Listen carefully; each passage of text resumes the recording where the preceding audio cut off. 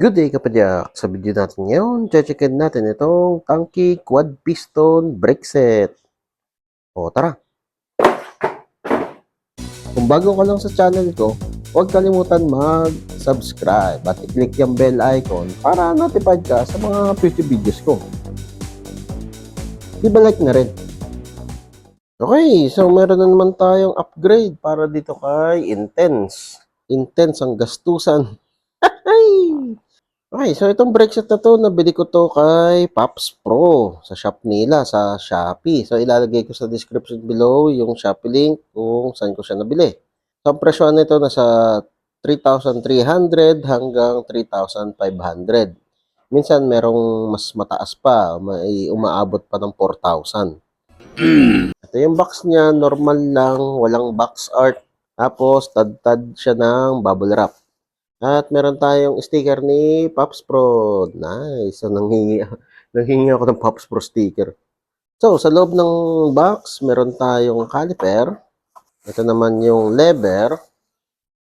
At nandito naman yung cover ng bolt, yung fittings, yung barb, saka yung caliper bolt. Tapos, wala na. Yun lang yung laman ng box. So, tapos natin box. So, lahat yan guys, ang construction nito ay gawa sa aluminum. Tingnan natin kung ano itsura ng brake pad. So, naka-cooling fin yung brake pad niya. And yung brake pad niya, semi-metallic. Yan. So, kung ganyan yung brake pad nyo, may parang gold-gold na parang nakahalo. Metal ano yan, metal pads. Maganda rin dito, top loading yung brake pad. So, hindi mo na kailangan tanggalin yung caliper. Ano mo na lang, tanggalin mo lang tong pin at hugutin mo yung brake pad. So, since base to sa Hope brake set, base lang, hindi naman siya siguro totally kinopya. Hindi nila kinopya yung banjo. So, ang ginawa nila, yung rekta na. Yan, ganyan, rekta na. Kung hindi mo pa alam yung banjo, ganito yung itsura nun. Yan yung itsura ng banjo. Yan, parang meron siyang special mount, di ba? So, sa Hope kasi, hindi mo pwedeng lagyan ng mineral oil. Hindi mo siya mapapag-mix match sa ibang brake set, sa ibang brand. Sa Tanki o sa ganitong brake set na quad piston, pwede mong paghalu-haluin. Kasi yung mounting niya, yung fittings niya, BH59 lang, na parehas lang din sa Shimano MT200. So, kung meron kang MT200 lever, pwede mong ilagay dito. Ikakabit mo lang. Kaya meron akong experiment na gagawin dito, pero sa susunod na video na yun. Okay, so dito naman sa lever, maganda yung pagkakamachining, mukhang matibay. Ito siya guys, two finger lever, tapos dito sa dulo ng lever, merong mga butas. May mga ano dyan, indent para extra grip. Pero parang hindi naman kumakapit, madulas pa rin. Yan. Tapos itong mount niya, hiwalay, na naka-bolt lang. So, dito sa brake lever niya, naka-bearing siya guys.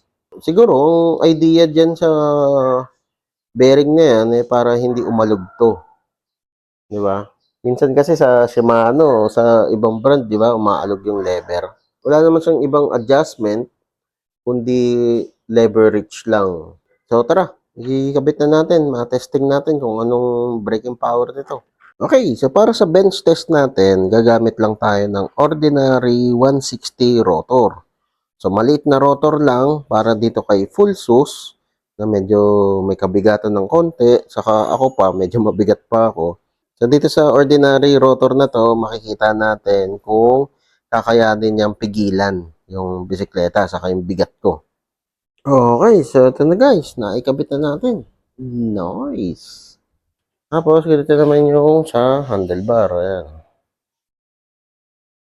Ano lang, medyo weird lang dahil masyadong malayo itong lever. Dito sa nakuha kong unit, may konting issue lang, konti lang. Medyo masyadong masikip yung yung leverage. So, hindi ko napipilitin dahil baka masira pa yung bolt, baka bumilog pa. Tapos kapag kinabit mo siya, yan guys, meron siyang stopper dito. So, hindi mo masasagad yung clamp dito sa grip. Meron ka talagang space dito. So, yung space na yan, para yan dito sa kamay mo, yung spacing niya. Para lagi siyang nasa one finger o naka two finger. Ito, komportable sa one finger. Two finger lalo, mas komportable. Okay, so, out of the box feel. Ang masasabi ko sa inyo guys, hindi ako ganun ka-satisfied sa pakiramdam ng lever. Sobrang tigas ng parang spring rate niya. Parang hirap niyang i-modulate. Ang masasabi ko lang dito, yung pakiramdam niya, para lang siyang MT200 na spongy. So, yun. Well, what do you expect, di ba? Gawang ching-chong. So, meron talagang konting-konting flow. Tara, testingin natin sa daan. Okay, so yung camera guys, naka-mount sa stem, sa may top cap. Sira kasi yung chest mount natin, so dito muna. Okay, so ito yung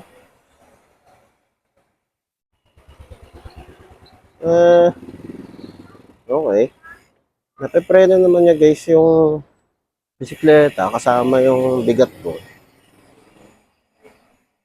Yan. Okay. Siguro given na rin na bago pa yung brake pad saka bago pa yung rotor, kaya hindi pa ganun kalakas yung bite ng caliper. Pero masasabi ko sa inyo guys, ang sarap ng response ng EDS. Problema lang, nabasag yung clamp. Buisit na clamp yan. Kaya magdi-DIY pa ako ng clamp. Modulation ng lever wala guys. So, it's either pigain ko ng todo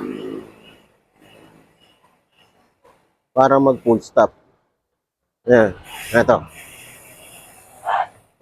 Kumakamot yung gulong.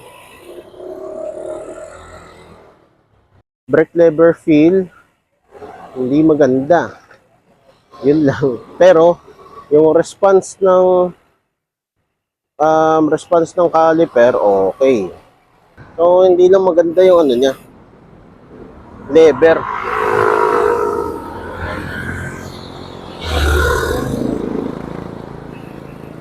Ang mga motor na to, dikit ng dikit sa bike. Luwag-luwag ng daan. Oh, sapat to. Don't get me wrong guys. Maganda yung caliper. Since quad piston siya, maganda yung piga niya. Well, siguro kung papalitan ko ng resin pad yung caliper, baka mas makapit siya. Pero okay lang. Metal pads para matagal. Preno tayo dun sa may humps na yan.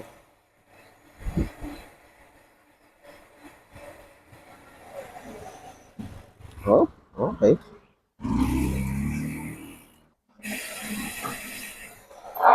Whoop. Ngabot yung gulong. Sayang yung gulong. Malakas ang kapit ng caliper. Itong brake lever lang yung pangit. Hindi siya na-modulate ng maayos. Final verdict, out of the box, okay naman. Pero kung performance talaga yung hinahanap mo sa kanya, yung brake lever yung olats. Caliper, oo. Maganda. Kumakapit siya. Yung brake lever lang pangit. Mas okay pa yung sa 3 Pro kasi na-review na ng GNBN yun. Kaya, goods yun. Pero itong version ng Tanki, yung version nila ng brake lever, wala, pangit. So, kung nagustuhan mo itong video nito, leave a like. O kung may katanungan ka pa, kung may gusto kang idagdag, comment down below lang.